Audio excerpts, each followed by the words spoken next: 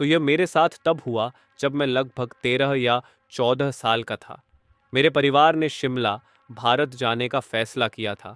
धार्मिक व्यक्ति होने के नाते मेरे माता पिता ने आसपास के सभी प्रमुख मंदिरों का दौरा करने का फैसला किया था, चाहे वह शिमला में हो या आसपास के ज़िलों में। तो ये घटना मेरे साथ तब घटी जब हम इस विशेष मंदिर के दर्शन के लिए जा रहे थे, जो कि शिमला में रहने वाले लोगों के बीच काफ़ी प्रसिद्ध है।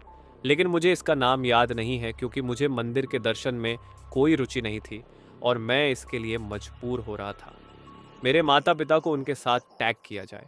मुझे केवल यही याद है कि मंदिर एक ऊंचे पहाड़ की चोटी पर था और उस तक पहुंचने का रास्ता बहुत ऊंचा और संकरा था। तो हम एक ड्राइवर के साथ कार में थे। मैं और मेरी माँ पीछे बैठे थे, जबकि मेरे पिता ड्राइवर के साथ आगे बैठे थे। समय बिताने के लिए मैं खिड़की से बाहर देख रहा था। अब मुझे लगता है कि इसकी कल्पना करना थोड़ा कठिन होगा, लेकिन मैं इसका वर्णन करने की पूरी कोशिश करूंगा।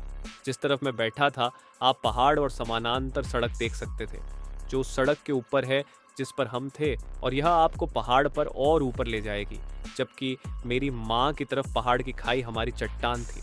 लेकिन ये दो अलग अलग सड़कें भी नहीं, बल्कि एक ही संकरी सड़क है जो ऊपर की ओर घुमावदार है। जैसे ही मैं हमारे ऊपर सड़क पर नज़र डाल रहा था, जिस पर हम अगला मोड़ लेने के बाद चलेंगे, मुझे एक बूढ़े चाचा दिखाई देते हैं, और वह इतने बूढ़े हैं कि उनकी कमर झुकी हुई है और छड़ी के सहारे बहुत धीरे धीरे चल रहे हैं।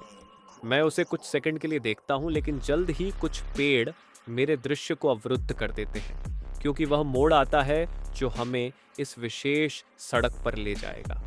जैसे ही हम मुड़े और मुझे पूरी सड़क साफ दिखाई देने लगी, तो मुझे वह कहीं नजर नहीं आया। वह पूरी तरह से गायब हो गया है और चलने के लिए यही एक सड़क है, कोई दूसरा रास्ता नहीं। एक तरफ खड़ी पहाड़ी है जिस पर चढ़ने का कोई रास्ता नहीं है, और दूसरी तरफ चट्टान है जहां से गिरने पर मौत निश्चित है। उस सड़क पर हमारे अलावा कोई दूसरी कार या कोई अन्य व्यक्ति नहीं था।